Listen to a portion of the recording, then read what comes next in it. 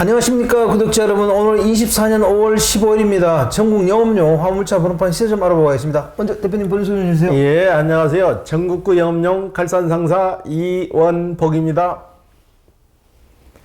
대표님, 예. 영업용 화물차 번호판 시세는 큰 변동이 없죠, 이번 주에도? 예, 이번 주에도 큰 틀의 변화가 없는데 개인 소형이 약간 상승했고요. 개인 중형은 약간 빠지고. 네. 왜 개인 소형은 상승하고 개인 중형은 또 빠졌습니까? 개인 소형은 꾸준히 수요가 늘고 신차가 원활히 공급되기 때문에 개인 소형은 좀 늘고, 개인 중형은 아무래도 차가격이 비싸다 보니까 기존에 가지고 계시는 차에 붙일 오래된 남바만 좀 나가는 편이에요. 예, 지금부터 개인 소형부터 말씀드릴게요. 개인 소형은 1.5톤 이하를 개인 소형이라고 그러는데 이 용어를 잘 모르시더라고요. 몰라서 계속 저희한테 문의 오시는 분이 있는데, 개인 소형이라는 거는 1.5톤 이하, 밑에 남바죠. 밑에 차량이죠. 그러면 1.5톤 이하라 같으면 봉고 1.2톤이나 현대 포터 1톤, 봉고 기아 봉고 1톤, 스타리아 밴, 스타렉스 밴, 다마스, 나보 이런 거 밑에 거를 소형이라 그래요. 그게 1.5톤 이하. 이 시세는 2,980만 원에 지금 거래되고 있는데 시중에 매물이 없다 보니까 3,000까지도 거래가 되고 있어요. 그 다음에 개인 중형, 그러니까 1.5톤 초과 16톤 이하. 이 남바는 지금 2,700만 원에 거래되고 있고요. 개인 대형, 개인 대형은 3,500만 원, 개인 25도는 3,600만 원, 일반 25도는 3,800만 원, 출애라는 6,500만 원, 일반 5톤은 3,300만 원, 일반 11톤은 3,600만 원, 덤프 오더는 3,700만 원에 거래되고 있습니다. 그러면 개인 대형은 16톤 초과를 말하는 거죠? 대형이라는 개념은 위로 이제 올라가는 거죠. 16톤 초과되는 걸 개인 대형이라고 하는 거죠. 일반 구독자분들은 그것도 궁금해 하더라고요. 개인과 일반. 그걸 굉장히 궁금해 하세요. 다시 한번 설명 좀 해주세요. 개인이라는 거는 말 그대로 개인, 내 재산이고 1인이 1대만 보유할 수 있는 거예요.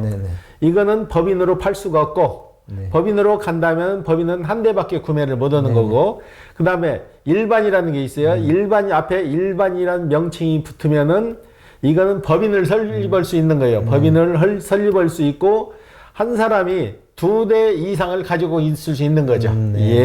개인 소형이 3천만 원에 육박했으면 이 화물차 사태 이전으로 거의 돌아간 거 아닌가요? 그렇죠. 전에 화물차 사태 나기 전에가 3,100, 3,200 했으니까 거의 이제 원상 회복 거의 다 된 거죠.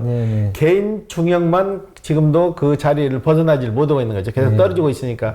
개인 중형 같은 경우는 지금 계속 더 떨어지는 이유가 지금 바닥에 매물이 너무 많다는 얘기죠.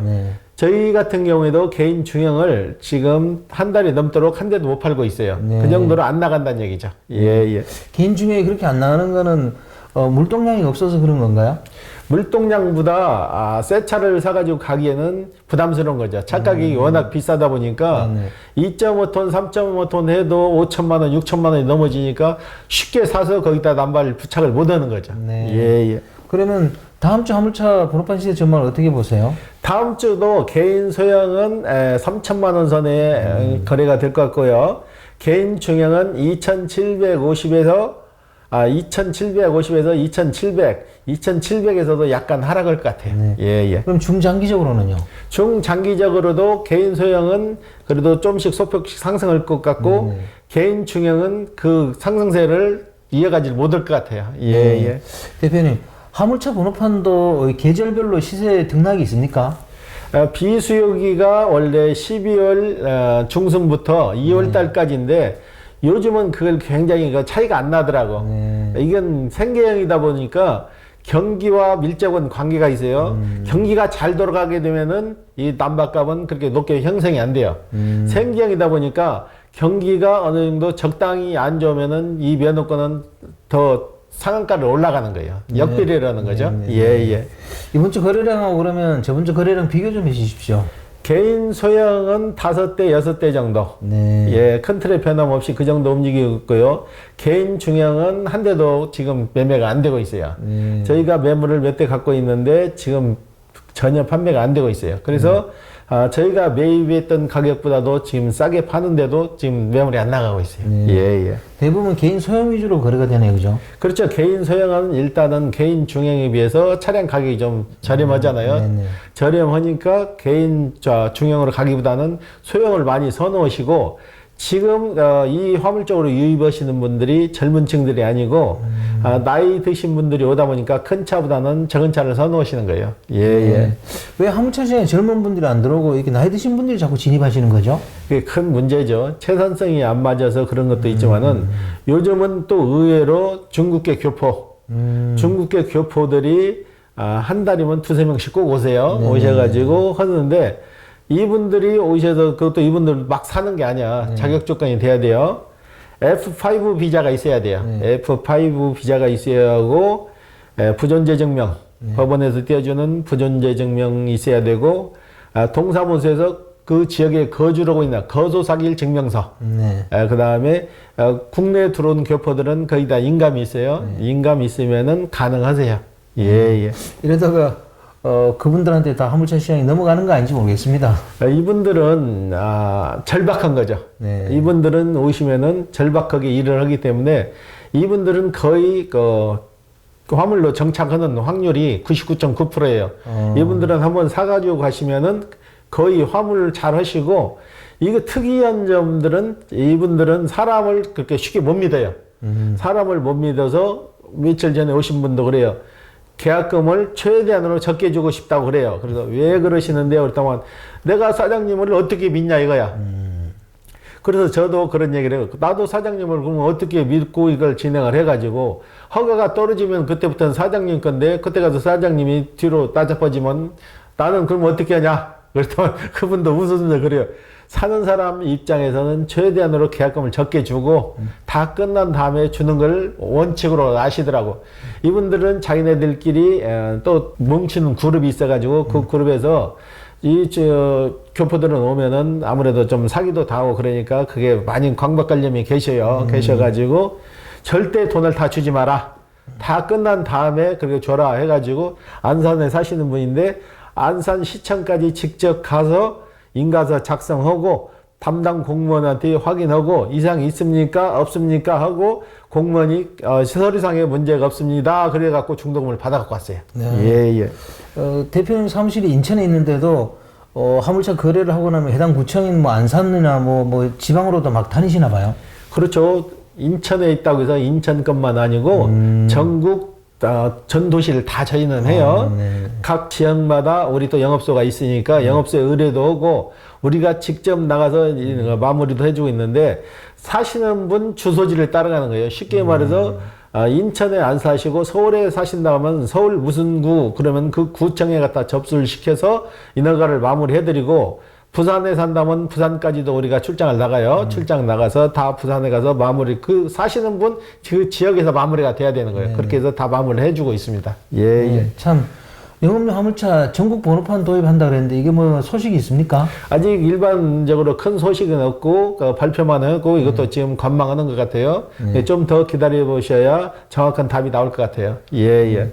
영업용 화물차 번호판 전국 번호판 이거 도입하면 굉장히 좋을 것 같은데, 그죠? 그렇죠. 영업용 전국 번호판이 도입되게 되면은 지금 시중에 돌아다니는 쌍둥이 번호판, 쉽게 말해서 사기 번호판이죠. 허위 번호판을 다 단속해서 없앨 수가 있는 거죠. 똑같이 전 전국으로 실시를 해서 지금 허위로 해서 돌아다니는 불법 번호판을 다 없앨 수 있는 거죠. 혹시 이번 주에도 지입사기 피해 사례가 있던가요? 예, 전에 3.5톤 냉동차로 커피하고 육개닭, 통닭 재료 실어날렸던 분들이 똑같은 회사에서 두 분이 사기를 당했다고 제가 말씀드렸잖아요. 그 한 분인데 그 사모님이 전화를 오셔갖고 사장님 조언대로 지금 저희가 파산 신고를 했습니다. 그러더라고. 파산 신고를 어차피 갚을 능력이 안 돼서 파산 신고를 했는데 그 캐피탈 회사에서 연락이 왔다는 거예요. 이제 차 대금을 안 갚으니까. 그래서 어떻게 했으면 좋겠냐고 저한테 이제 자문을 구했어요. 그래서 그 회사에서 4,700만 원 담보로 해서 그 차를 줬으니까 갖고 온 지 4개월도 지금 4개월, 5개월도 안 됐으니까 너희들이 가져갔으니까 4,700만 원이라는 금액에 그 차를 줬으니까 다시 갖다 너희들이 팔아라. 너희들이 채권으로 다시 갖다가 팔고 그 차량에 대해서 경매를 하든 뭐든 당신 우리가 차는 넘겨줄 테니까 당신네들이 해결하라 그러고 파산 신고를 했다 그래요. 예. 왜 이렇게 자꾸 이런 집 사기 사건이 발생하는 걸까요? 그러니까 이게 완제라는 금액에 속아가지고 자꾸 그런 사례가 발생하는데 절대적으로 완제 금액이 크면은 100% 사기니까 그 점 진짜 유념하셔야 돼요. 그리고 모르시면은 그 계약서를 사진을 찍어갖고 저희한테 좀 보내주세요. 그런 사례가 또 있는데 개인 택시를 장안평에서 사신 분이에요. 장안평에서 사셨는데 이게 매매는 순조롭게 해서 구청에 접수를 됐는데 그 기간이 좀 길어졌나 봐요. 자기 본인이 팔은 분이 2달 전에 팔았는데 매매 상사에서 바로 인가를 안 들어가고 1달 정도 턴을 두고 이걸 팔렸나 봐요. 그러니까 파신 분이 그런 거예요. 너희들이 가격이 많이 오르니까 더 많이 받아먹으려고 그동안 한 달 동안 갖고 있었지 않냐. 근데 실질적으로 이렇게 계약서 내용을 보니까 그 내용이 아니더라고. 사시는 분이 양도양수 교육, 체험 교육이 늦게 와가지고 그 기간에 맞추다 보니까 좀 늦어진 거예요. 그래서 내가 계약서를 보고 조목조목 설명을 해드렸어요. 이건 몇 년 몇 월 몇 시에 차가 들어와서 몇 년 몇 월 몇 시에 계약이 됐고 계약금 중도금 언제 받았고 특약사항에 화상에서 체험교육 받아갖고 나오는 날짜까지 표시가 돼서 이건 정확한 계약서입니다. 그리고 계약서에 그 상사 법인 인감 도장이 찍혔기 때문에 그 딜러분이 잘못되더라도 그 법인 대표가 다 책임을 지니까 걱정 안 하셔도 될 것 같습니다. 그래서 제가 문자를 보내드렸더만 고맙다고 전화가 오셨더라고. 이분 같은 경우는 잠을 못 잤대요. 돈을 그것도 일시불로 다 주셨더라고. 돈은 일시불로 다 절대 주지 마세요. 개인 택시나 화물차나 일시불로 다 주게 되면은 나중에 문제가 생겼을 때 법적 소송을 가기 때문에 항시 계약금, 중도금, 잔금으로 주시면은 사시는 분 입장에서는 어느 정도 마음적으로 위안도 되고 안심이 좀 될 거예요. 예. 요즘 화물차 신차는 원활하게 공급이 다 되고 있는 거죠? 포터 같은 경우는 일주일 정도만 하게 되면 바로 나와요. 네. 예. 그 다음에 1.2톤도 15일 정도. 네. 예. 주로 1.2톤을 많이 선택하시는 건가요? 지금 반반이라고 보면 돼요. 1.2톤 선택하신 분이 열에 5명. 그 다음에 포터나 봉고 선택하시는 분도 5명이 50대 50으로 가고 있어요. 예. 냉동 탑차 있잖아요. 예. 이거는 뭐 할만한 건가요? 냉동 탑차는 거의 도시락 배달이나 육가공이나 생물을 많이 실어 날리는 거죠. 그러니까 시장은 무궁무진해요. 그러니까 이거는 어느 정도 개인 거래처를 확보를 하셔야 돼요. 그 개인 거래처를 어느 정도 확보하시고 냉동 차량, 지입 차량 같은 경우에는 많이 여기저기서 필요하더라고. 회사 냉동 지입으로 들어가서 지입료 많이 주고 완제 금액 속지 말고 본인이 직접 사서 개인이죠. 개인으로 직접 사서 개인이 직접 일하셔도 어느 정도 보장이 되니까 그렇게 하시는 게 나을 것 같아요. 예. 개인이 그런 영업을 할 수 있는 능력이 있는 분이 별로 없잖아요. 지금은 냉동차도 사이트에 들어가서 냉동 오다가 많이 떠요. 그걸 활용하시면 돼요. 개인이 일일이 찾아다니지 않아도 냉동차로도 얼마든지 일거리는 확보가 되니까 그 사이트만 잘 활용하셔도 돼요. 예. 대표님, 화물차 양도 양수 과정에서 많이 실수하는 부분에 대해서 좀 설명 한번 해주십시오. 화물차 양도 양수에서 실수분이 가장 큰 거는 본인이 차를 쉽게 말해서 2015년식을 가지고 있는데 번호판을 덜컥 계약을 해버린 거예요. 아무 번호판이나 갖다 그 차에다 붙여서 갈 수 있는 걸도 알고 있는데 그 과정을 모르기 때문에 그리고 영업용 하시는 분들은 그 과정을 잘 아는데 일반 자가용 하는 매매 상사에서 그 차를 사오는 거예요. 연식이 오래된 차를 사오게 되면은 그 연식의 차보다 영업용 남바는 더 밑에 게가 들어가야 된다고. 2015년 5월 걸 사왔다 하면은 2015년 5월 밑에 거. 그 남바가 필요한 거지. 모르고 위에 남바를 덜컥 계약해가지고 오셔가지고 돈 다 주고 갖고 와갖고 이걸로 해서 이거 다 붙여주세요. 그래서 오는 분들이 좀 종종 있어요. 이런 분들은 결국은 차를 팔아야 돼요. 차를 팔고 다른 차로 다시 구입을 해야 된다고.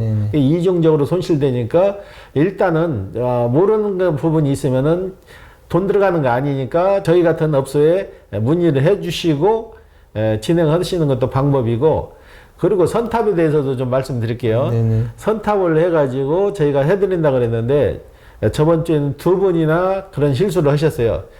선탑에서 날짜 다 정해놓고 그랬는데 전화를 안 받아버리시는 거야. 전화도 안 받고 연락도 없고.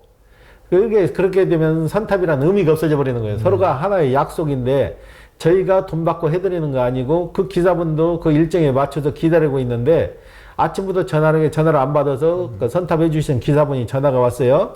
그래서 제가 전화를 했더만 역시 전화를 안 받아. 그리고 나중에 또 전화를 했더만 수신 거부를 걸어놔 버렸어요.